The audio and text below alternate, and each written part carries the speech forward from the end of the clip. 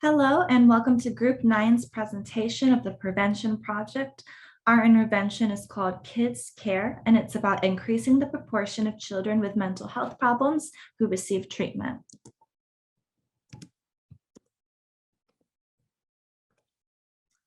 As many as 1 in 6 children in the United States between the ages of 6 and 17 has a treatable mental health disorder. This could include depression, anxiety problems, behavioral problems, ADHD, adjustment disorders. So about 9.4% of children between the ages of 2 and 17 have received a diagnosis of ADHD, and this is about 6 million kids. 7.4% of children have received diagnosis of a behavioral problem, 7.1% of children have received an anxiety diagnosis, and 3.2% have received a depression diagnosis. According to the Healthy People 2030 goals, 73.3% of children between the ages of 4 and 17 with mental health problems received treatment in 2018. However, the treatment rates vary among different mental disorders. So about 8 in 10 children received treatment for depression, 6 in 10 children received treatment for anxiety, and about 5 in 10 children received treatment for behavioral disorders. The health outcomes for untreated mental illness can be pretty severe when left untreated or not treated in a timely manner. So this can lead to learning difficulties, behavioral issues, strained family, peer, and social relationships, involvement in the juvenile justice system, and later on in life, it can lead to unemployment, underemployment, and lower life expectancy. The subgroups of the population that are most affected by mental health disorders are racial minority children, LGBTQIA+ children, and children in rural areas. We are targeting public school children ages 5 to 17, so from the beginning of kindergarten on, in rural communities, in low SES areas, along with communities that have significant minority populations. We are targeting these groups because high rates of isolation and socioeconomic disadvantage of minority children can have significant adverse effects on a child's mental health. This can lead to adjustment difficulties, depression, behavioral problems, anxiety disorders, and PTSD. Additionally, minority children are disproportionately affected by compounded community trauma. So this is the experience of children who witness violence both in their homes and in their neighborhoods. Children in rural communities also may have difficulty receiving mental health care because their parents cannot find providers in the area, cannot travel long distance. There could be long waiting lists to receive care. Additionally, the cost of insurance coverage, the cost of the visits, and the time and effort involved for parents make it harder to get mental health care for a child from a low SES background.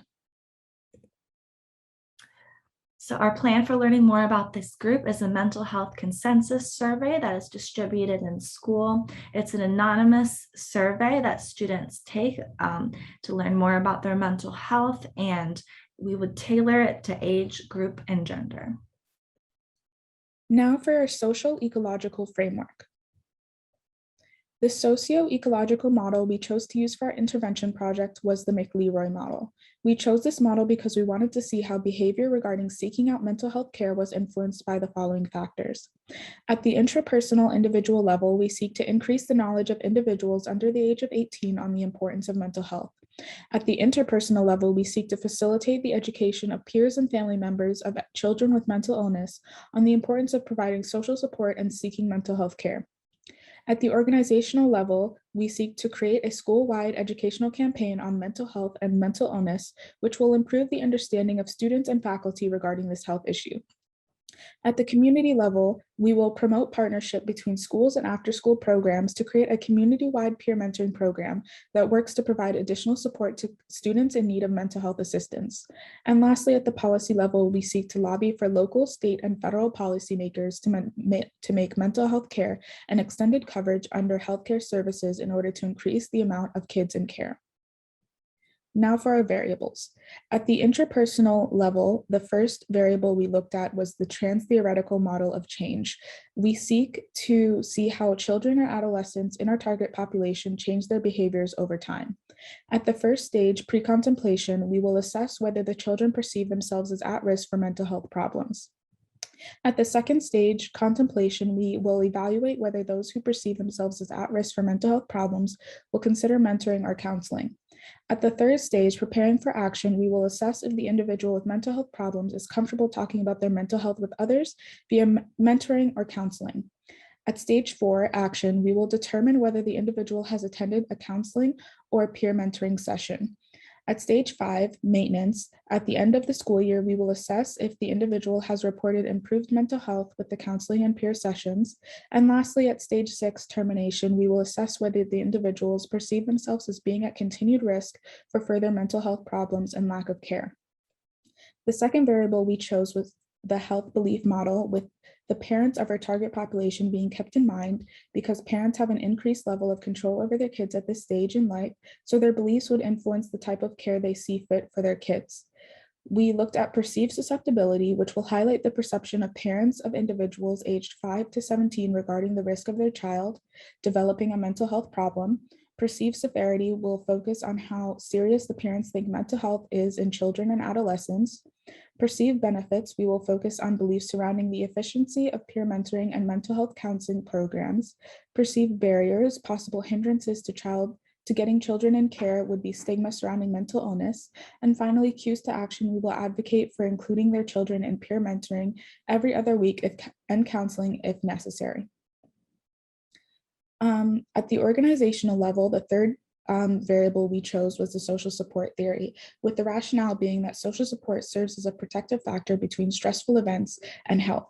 We will make a relationship between the Alachua County Public Schools, Alachua County Crisis Center, and the University of Florida Department of Health, Education, and Behavior to work together to promote external therapy group sessions and mentoring based on mental health classifications. For emotional support, we will create an environment of inclusion and promote discussion around shared experience. And for informational support, we will provide advice and services that can be utilized when seeking treatment. At the community level, the variable we chose to look at was community-based participatory research in order to determine the needs of our target population. The Alachua County Public Schools and UF College of Public Health and Health Professions will work together to conduct a needs assessment of various schools regarding the mental health needs of kids and adolescents. Examples of questions we will ask in our needs assessment will be what mental health issues are most prevalent in this population and what mental health services are already present in the community. And lastly, at the policy level, the fifth variable we chose was the re-aim model because if our intervention is successful, we want to be able to evaluate the translation of this intervention to other areas in order to influence policy that will help a wide array of children with mental health problems. Local representatives from the Alachua County Public Schools, University of Florida Department of Health, Education and Behavior, and the Alachua County Council PTA will meet with state representatives to promote legislation, with the proposal that children identified with one or more mental health issues must be recommended to attend at least one counseling session without cost prior to seeking treatment. And the implementation goal we have is increasing the proportion of children seeking mental health treatment by 10% in Alachua County, Florida, with a final objective of increasing the proportion of children seeking mental health treatment by 60% after 5 years in Alachua County. Okay, so now that we've talked a little bit about our the theory that we were going to apply, the Mick-Leroy theory, this is just an overview of our model. So as we can see, we're going to apply our TTM first at the intrapersonal level. Interpersonal level has the health belief model followed by the social support theory. And then we have our community-based research to assess at a community level, followed by re-aim at the public policy level to evaluate our intervention. So now it is important to kind of look at structural bias, social inequities, and racism in terms of how those present as challenges to our intervention. And we're going to be looking at it from 3 different approaches: the organizational level, community, and the societal level. So with structural bias, we see that essentially at the organizational level, policies will be kind of the main factor that will impact whether our children are feeling like their mental health issues are being addressed. And as we mentioned, like depending on what those policies are, they could negatively impact people who may need accommodations due to their mental health conditions. At the community level, we see that family perception is really important, especially as we as children grow up in childhood, and that can also negatively impact in terms of their beliefs regarding whether they should seek treatment. And then again, stigmas also play a role as a challenge because stigmas actually influence whether someone should seek mental health treatment. Social inequities are also important to address. And at the organizational level, it's always very challenging to address social inequities in terms of like income, education, and other factors of measurement, just because children are all coming from different backgrounds. And so the challenge is at that point, how do we basically balance out all of those different backgrounds and still and how are we able to actually address those issues so it's still very personal and individualized. And then at the community level, we see that inequities vary depending on community. So an example is individuals in impoverished areas tend to experience higher rates of trauma due to certain stressors. And so that just increases the need for mental health treatment. But again, when we look at the societal level, we see that factors such as income and wealth and even education may serve as barriers to whether the children actually seek or actually get mental health treatment. And then racism is a very important factor to consider. At the organizational level, discrimination is always prevalent. However, depending on whether it's overt or implicit, that will present its own challenge, especially as children may not have ever experienced racism. And so we're at the point where they're navigating the social structure in terms of like, how do they react to racism? Is this okay? And again, that presents its own mental health issues as well. And then in terms of communities, segregation is a factor that leads to unequal distribution of hazards and resources. So that presents a barrier. And then again, race is a social construct. And so depending on your race, you may be experiencing different stressors, and those stressors will ultimately impact your mental health. And also on a cultural level, different cultures view mental health as may not view mental health as a serious health issue. In fact, some cultures actually view it as a weakness. So that's important to consider. And so now we have to kind of look in terms of overall, how do these three factors, structural bias, social inequities, and racism, influence just the general population that we're looking at, which are children. So again, social inequities, we see that individuals from lower socioeconomic status less likely seek out mental health because they cannot afford those resources. Another really important issue to look at is food insecurity. Food insecurity is something that's very prevalent among children, and that presents itself as its own stressor. And how do children navigate that? How children navigate that may be very difficult for some racial groups. And then in terms of racism, Black, Indigenous, and people of color are less likely to seek out mental health services. Again, not only is this something that's just ingrained in these different cultures, but it's something that children will be exposed to, maybe not necessarily at early ages, but they will be exposed to it throughout their life. And so now it's a challenge of how do we prepare them for these different factors? How do we prepare them to face these different levels of discrimination? And how do these behaviors actually impact their mental health as they're growing up? And then when we look at structural bias, a really strong example is the fact that BIPOC youth are actually sent to juvenile facilities as opposed to care facilities, right? And they're more likely to be sent to juvenile detention facilities compared to their counterparts. The problem with this is that the mental health and behavioral issues are not necessarily being addressed. And as a result, we see that there's this, it just perpetuates this never-ending cycle where they're sent to these facilities, but because the underlying issue is not being addressed, when they're released, they perpetuate the same negative behaviors and are sent right back. And so overall, we see that, when we're looking at interventions, it's very important to not only, consider what are the factors at which we should, what are the factors we should apply to each level, but also we should be very aware of of structural bias, social inequities, and racism, because these are factors that are indeed the lived experience for many people. And so it becomes important that we address these issues in terms of how they present as challenges and will actually probably and most likely impact the outcomes of our interventions.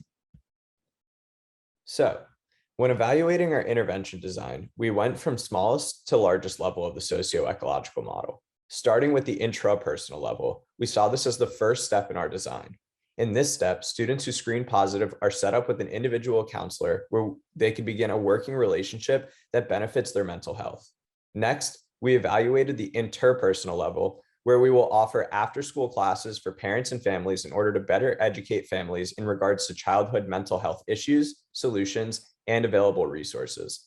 When considering this intervention, we considered that strengthening family ties and support for mental health services at home within this level of the model is crucial. At the organizational level, we plan to implement a peer mentor program within individual schools in the community. To start, we chose to implement our program within the local schools in Gainesville. Peer mentor programs not only benefit the mentees by providing them with a support system, but also benefit mentors by providing them with valuable learning experiences. Looking to the community level, we plan to leverage the peer mentor programs within each school to create a network of programs within the community. By creating the network of programs, we can extend the support system and use the community as a resource to better both individual programs and the community network as a whole. Lastly, we look to the policy level of the model, where we plan to consistently make our voices heard in support of mental health services. Although this effort would be great at a federal level, we plan to start by lobbying local policymakers by securing support through funding and various resources from within the community. Starting at the local level allows us to provide valuable evidence that this program works so that it could be applied to other communities, which will be addressed further in the success measures. Next, we are going to look at the nature of our intervention. Counseling sessions will be required for students who screen positive for at least one mental health condition. This will help establish a baseline for the students and get them help that they may not have access to outside of school. The design of the educational classes are going to take after the SHIP program here at UF. The SHIP acronym stands for School Health Interdisciplinary Program, and it partners with local Gainesville elementary after-school programs. Volunteers are given lesson plans to do with the kids that are designed to educate and engage the students in health topics and behaviors. At the end, the volunteers take the kids outside to do a game or activity. Our intervention will take after this program and use its design to implement mental health education. The peer mentor program will consist of volunteer peer mentors from the local schools. The volunteers will go through proper training and help create a community network where students can share experiences. Some research shows that in these types of programs, mentors receive the most benefits because of their training and involvement, while participants benefit from a higher self-esteem. We hope that as the program continues, student participants will later join the program as mentors. Local level support for mental health services is also important to our intervention strategy. By gaining support at the local level, Alachua County could increase mental health funding and resources. In this section, we have a few measures to test if the intervention we implement is successful. With the overarching program goal in mind, we created multiple sub-objectives at each of the socio-ecological levels. We also utilize SMART objectives in each of our sub-objectives in order to create effective evaluation measures. Starting with the intrapersonal level, we chose this objective because it is the goal set out by Healthy People 2030. Additionally, we see the school counselors as gatekeepers to treatments, as they act as the first step towards positive outcomes for students and can lead them to other treatments.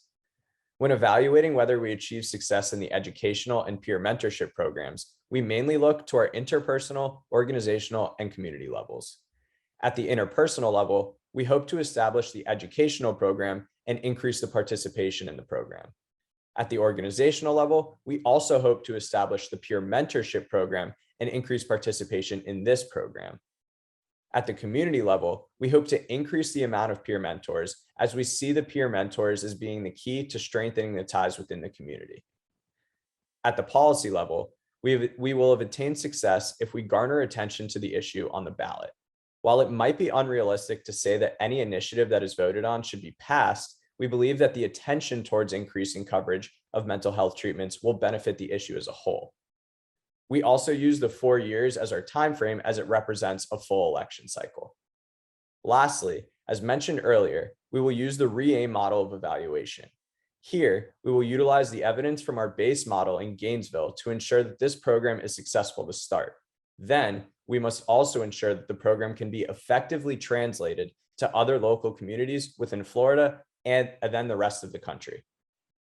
Here are some special aspects of our program aimed at addressing structural bias, social inequalities, and racism.